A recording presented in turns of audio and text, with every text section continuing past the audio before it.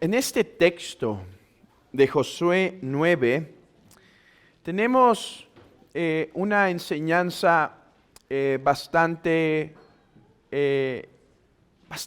importante. De hecho, hay dos enseñanzas en este texto, dos enseñanzas principales, a las cuales me gustaría llamar su atención. No estoy diciendo que son las únicas, pero sí quizá las más evidentes, pienso yo. La primera, hermanos, la primera enseñanza la tenemos en el versículo 14, cuando se explica la razón por la cual el pueblo fue engañado. Versículo 14, y los hombres de Israel tomaron de las provisiones de ellos y no consultaron a Jehová.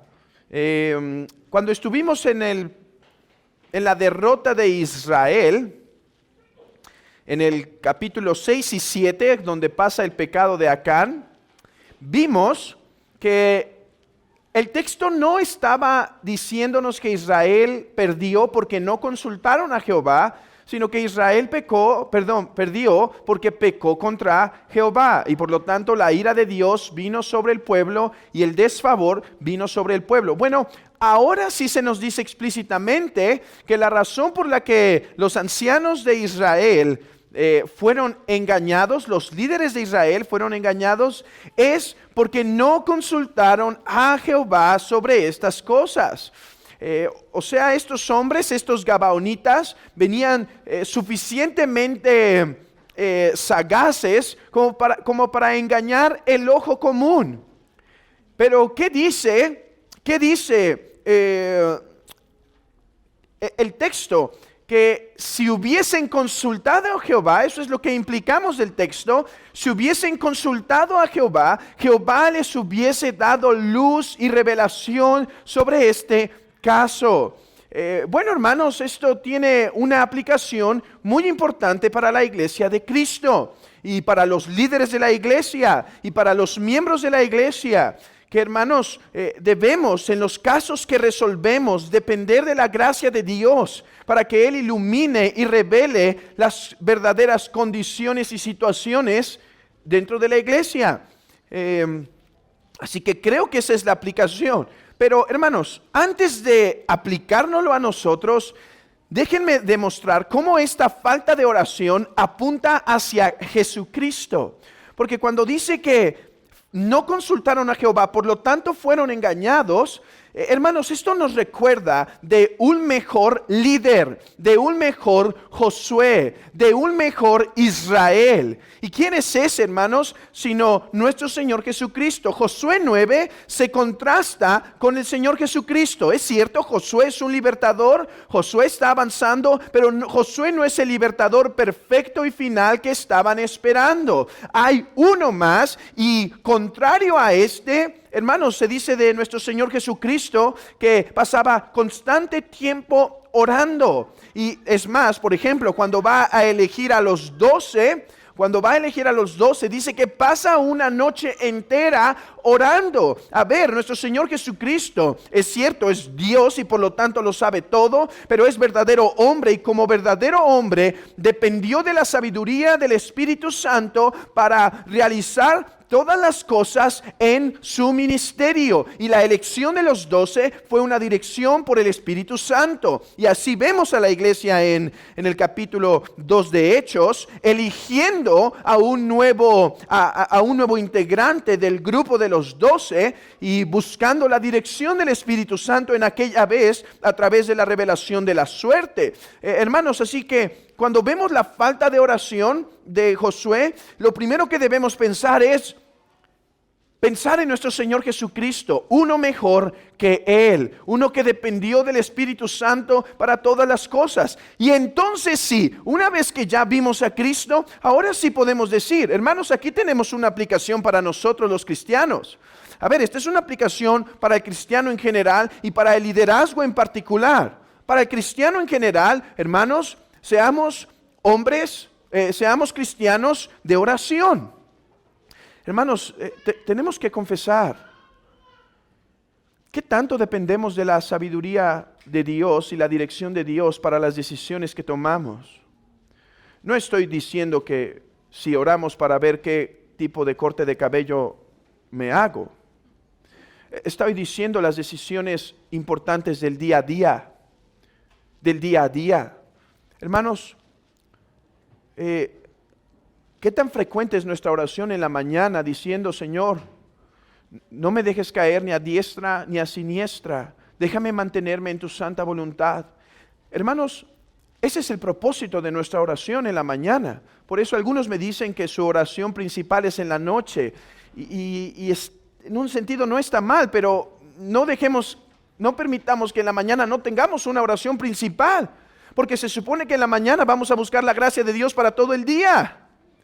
Porque si lo único que hacemos es orar en la noche, hermanos, lo único que vamos a hacer es confesar pecado por todo lo que hicimos mal. Pero nos encomendamos en la mañana para poder amar a nuestra esposa, para poder servir a nuestros hijos, para poder amar al esposo, para poder tomar decisiones, para poder tomar dirección. Hermanos, seamos hombres guiados, cristianos guiados por el Espíritu Santo, como nuestro Señor Jesucristo. En Él reposó el Espíritu para caminar en esta tierra. Busquemos de la llenura del Espíritu Santo para caminar también en esta tierra. Pero hermanos, muchas veces tenemos que confesar que nuestro estándar no es la imitación de Cristo, sino la imitación de Josué y los líderes. Hombres faltos de oración. Y si es así, hermanos, no debemos espantarnos porque hay tantas quizá decisiones equivocadas que tomamos. Hermanos, que esto nos mueva. La oración es para tener comunión con Dios, es para adorarlo, es para confesar pecado, pero también es para pedir dirección y tomar decisiones firmes sobre nuestro día a día. Aquí está Israel. Hermanos, una decisión que le afectaría por mucho tiempo, y todo porque no consultaron a Jehová. Eso es la aplicación general para la iglesia. Ahora déjenme aplicar esto para el liderazgo de la iglesia, el pastorado y los diáconos. Hermanos, el pastorado debe ser un pastorado de oración. Y esta es la exhortación para nosotros. Pero en esto también ustedes se ven implicados. Oren por nosotros. Oren por nosotros para liderar esta iglesia, para gobernar esta iglesia. Esta iglesia es gobernada por hombres. En un sentido, ¿cierto? Dios puso pastores y maestros para edificar a los santos. Dios puso a hombres para dirigir a la iglesia. Eso es lo que dice Efesios capítulo 4. Pero estos hombres en y de sí mismos son incapaces de tener sabiduría por sí mismos. Hay decisiones importantes que tomar. ¿Qué palabra predicar? Por ejemplo, ¿qué enseñanza transmitir a la iglesia? ¿Qué nuevo curso dar? ¿Qué acción disciplinaria sigue en este caso? ¿Qué consejo es necesario? Y hermanos, muchas veces en nosotros mismos nos hallamos faltos, pero entendamos, hermanos, que el pastorado y los hermanos que están en el diaconado no descansan en última instancia en su sabiduría o en su experiencia, sino en la dirección del Espíritu Santo. En la dirección del Espíritu Santo. ¿Por qué? Incluso el joven Timoteo podía predicar la palabra. Algunos dirán, hay algunas posturas así, ¿saben? Que solamente un hombre de 50 años para arriba puede ser pastor.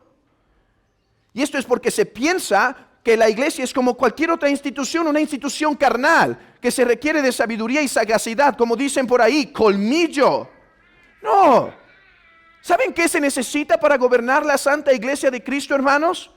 El Espíritu Santo, Cristo reinando por medio de la iglesia. Y si la iglesia está orando por el liderazgo y está pidiendo, Señor, dale sabiduría, como hacemos todos los miércoles, es una de nuestras peticiones, ¿saben? Porque en la iglesia hay procesos disciplinarios, hay procesos de expulsiones, hay procesos de corrección, hay procesos de consejería, hay procesos de acompañamiento y dirección en algunos sentidos. Y ciertamente la palabra es suficiente para eso, pero a veces el pastor tiene que discernir el principio que mejor aplica a tal situación. ¿Y qué se encuentra haciendo la iglesia los miércoles? Orando, Señor, dale sabiduría, dales dirección. Hermanos, no nos cansemos de esto, porque de esta forma la iglesia estará siendo gobernada por el Espíritu de Cristo que está entre nosotros y no por los hombres,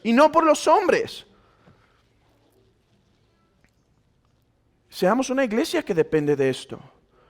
Hermanos, para que podamos descansar en la dirección que Dios da dentro de la iglesia. Creo que aquí nos podríamos extender en esto, pero no lo voy a hacer, porque hay otra verdad que me gustaría llamar su atención, a la que me gustaría llamar su atención. Hermanos, y es la importancia de guardar el pacto. La importancia de guardar el pacto. Me parece importante traer esta aplicación porque en nuestros días el concepto de pacto se ha perdido, así que creo que hay unas buenas aplicaciones de esto, tanto para que veamos a Cristo como para que seamos exhortados y corregidos. En primer lugar, entendamos que Israel hizo un pacto, o sea, una promesa con un juramento, y le dijo: Gabaonitas, nosotros les juramos por el nombre de Dios que no les haremos mal. Nosotros les vamos a hacer el bien. Se vincularon con su palabra en el nombre de Dios. Bueno, esto es algo que Israel no debía hacer. Se dice en el libro de Deuteronomio: no hagas alianza porque te van a hacer como aguijones. No hagas por lo tanto alianza con ellos. Ahora, los gabaonitas tenían algo de conocimiento de la ley. ¿Por qué? Porque en la ley, en Deuteronomio 20, dice que con naciones más lejanas sí podría tener paz. Y ellos toman eso y dicen: venimos de muy lejos, y se visten y hacen todo el artefacto ahí. Bueno, Israel juramenta, y por lo tanto, ahora Dios le demanda a Israel que guarde el pacto que hizo. Que guarde el pacto que hizo. Déjenme darles un ejemplo de esto para que entendamos la situación. Yo me acuerdo, hermanos, que hubo un tiempo en mi infancia donde había tales cosas como tazos, ¿recuerdan? Tazos, o hubo también un tiempo en donde había tarjetas de fútbol, creo que eran futbolistas, creo que salían en Bimbo, no es comercial. Y me acuerdo que uno intentaba coleccionarlas. De hecho, llega el momento en que uno compra las papas solo por el tazo, ¿sí? Y si salen dos, doble premio. Si no sale ni uno, porque llegaba a pasar, gran miseria para el niño. Bueno, déjenme ir al punto. Uno llegaba a conseguir sus grandes colecciones. Y a veces el niño cometía el error de decir: te juego todas mis tazos por un juego, solamente un juego. ¿Y qué creen que pasaba? Perdían. Bueno, a mí me tocó perder. Y una gran desgracia. Y ya iba el niño chillando a la casa. Hoy un papá diría esto. Yo pensando en esto, yo pienso que un papá diría esto. Viene su hijo llorando y va a decir: niño abusivo. Y va y le dice: regrésale esos tazos a mi hijo. Y esto está muy mal. Porque antes, ¿saben qué nos enseñaban antes? Se aguanta. Dio su palabra, ahora se aguanta. Bueno, es lo que está pasando con Israel. Dios le está diciendo: vas a guardar el pacto. Vas a guardar el pacto. Hermanos, tan serio fue esto que leímos en el texto que Israel no destruyó a los gabaonitas, ¿verdad? Leímos en el texto. ¿Qué vamos a ver en el capítulo 10? En el capítulo 10 vamos a ver que no solo Israel no destruyó a los gabaonitas, ¿saben qué hizo? Cuando se juntan otras naciones para ir a destruir a los gabaonitas, ¿qué hace Israel? Lo protege. Porque Israel dio su palabra. Y después, en el tiempo de David, o sea, hermanos, tiempo después, con David, viene una hambruna en la ciudad. Viene una hambruna en la ciudad. ¿Y qué sucede? David va y dice, Señor, ¿por qué nos has dado una hambruna? Escuchen esto, hermanos. Porque Saúl atacó a los gabaonitas, destruyendo así el pacto. Y por lo tanto, Israel, tú estás pecando porque hiciste un pacto, hiciste una promesa y ahora la tienes que guardar. Hermanos, 3 aplicaciones vienen a mi mente de esto. En primer lugar, hay veces que Dios nos va a permitir que llevemos las consecuencias de nuestras malas decisiones. Dios a veces va a permitir que llevemos consecuencias de nuestras malas decisiones. Y quizá el problema matrimonial que estoy viviendo, o el problema laboral que estoy viviendo, o el problema económico que estoy viviendo, o el problema social que estoy viviendo, o el problema de administración que estoy viviendo, se debe a que Dios está permitiendo que lleve las consecuencias de mis malas decisiones. Eso no quiere decir que no soy un hijo de Dios, pero eso quiere decir que Dios muchas veces va a dejarnos cargar nuestra necedad.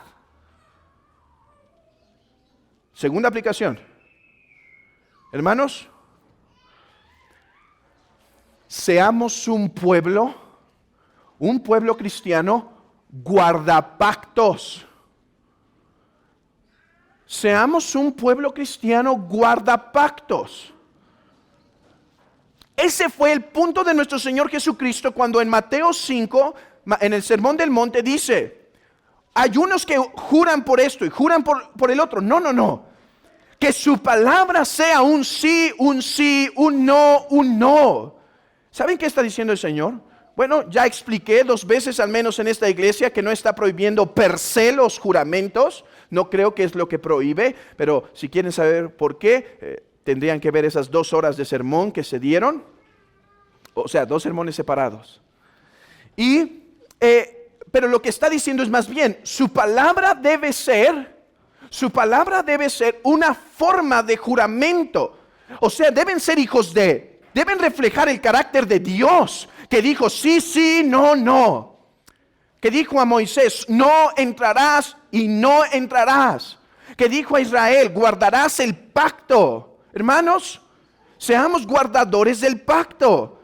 Muchas veces empezamos a comportarnos como el mundo. ¿Y saben cómo es una forma en la que esto se ve tan frecuentemente? En la forma en la que quebrantamos nuestra palabra con nuestros hijos y nuestra familia tan fácil. Concretamos algo y no lo cumplimos, y de esta forma, hermanos, no reflejamos el carácter de Dios. Déjenme dar una de las formas en las que la iglesia ha pecado más, la iglesia, hablando de la iglesia en general, en esta situación, y es en la situación del matrimonio. Hay una historia de un hombre que en el momento que se casó, parece que su esposa se convirtió para mal y dijo que a partir de ese momento ella buscaría hacerle mal a él. Y dicen que que fue un hombre famoso, que todos veían el maltrato que ella le proporcionaba, lo dura que era, lo áspera, cómo le aventaba quizá la comida. ¿Saben qué hubiera hecho la iglesia de nuestros días? Se hubiera separado y le hubiera dicho, yo no voy a estar contigo. Hermanos, ¿saben qué decidió hacer el hombre? Él dijo, yo prometí hacerle bien a esta mujer y hasta el final de mis días le buscaré el bien. Hasta el final de mis días. Mi estabilidad con ella no depende de cómo ella me trata. Mi amor a ella no depende de cómo me trata. Mi amor a ella, mi servicio a ella, mi atención a ella, mi ternura a ella no depende de cómo me trata. Yo juramenté Yo hice una promesa que la cuidaría, la amaría, la respetaría, y no hay nada que pueda quebrantar este pacto con el que yo me comprometí. Oh, hermanos, más de esto entre nosotros, más de esto en la iglesia local. Más seriedad en el concepto pactual de matrimonio, más seriedad en la forma en la que damos nuestra palabra, más seriedad en la forma en la que tomamos la iglesia. Los miembros de esta iglesia hicieron un pacto ante Dios de servir, de cuidar, de proteger a esta iglesia, de estar atento a esta iglesia. Más seriedad en nuestra palabra en eso, en decir, Señor, yo juramenté, yo me comprometí a velar por esta iglesia, a cuidar. Más, hermanos, más seriedad en lo que implica nuestra palabra. Termino con esta última aplicación. Hermanos, ¿no es esto un tipo de Cristo? Israel juramenta en perjuicio suyo y tiene que guardar el pacto. Dice el Salmo capítulo 15, versículo 4. Que hay un hombre bienaventurado que juramentó, que aun cuando juramenta en perjuicio suyo, no por eso se retracta. Hermanos, Israel juramentó porque le faltó sabiduría, pero Cristo juramentó en el pacto eterno. El Padre, el Hijo y el Santo Espíritu juramentaron hacer el bien. Cristo prometió cumplir su parte de este pacto eterno de redención. Y aunque fue en perjuicio suyo, no dudó en guardarlo. Aquí vemos a Israel, uno que juramenta en su perjuicio, y por su juramento en perjuicio, los demás son beneficiados. De hecho, me encanta cómo acaba el texto. Dice que estos gabaonitas servían al tabernáculo. Sí, hermanos, de continuo en la leña y ayudando en las cosas menores del tabernáculo. Pero hermanos, ¿qué importa? Era servir al Dios verdadero. Y por el juramento en perjuicio suyo, Israel benefició a un pueblo que no era pueblo. ¿No vemos ahí a Cristo? Uno que juramenta en perjuicio suyo, y por su herida nosotros ahora podemos participar de las promesas que dio Abraham a nuestros padres. Hermanos, adoremos a nuestro Dios. Adoremos a nuestro Dios, porque el Padre envió al Hijo y el Espíritu fortaleció al Hijo, y porque el Hijo, aun cuando juró en perjuicio suyo, no dudó nunca en guardar su palabra, sino en cumplirla, para que nosotros, los que no éramos su pueblo, pudiésemos ser pueblo. Oh, mi amigo, hoy no te tienes que vestir de mohoso, de harapiento. Eres recibido, porque es un Padre de misericordia. Y si tú vienes y tocas y dices, yo también soy extranjero, no pertenezco a las promesas, yo estoy fuera de las promesas.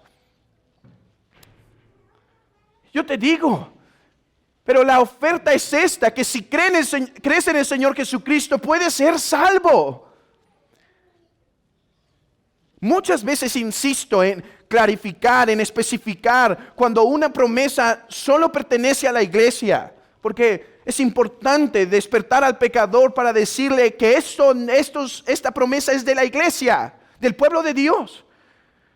Pero hoy te estoy diciendo que esta promesa es hecha a todos los hombres, que si crees puedes ser parte del pueblo de Dios y heredero de las promesas que el Padre le dio al pueblo, a la iglesia, todo por la fe en Cristo. Cree en el Señor Jesucristo y serás salvo.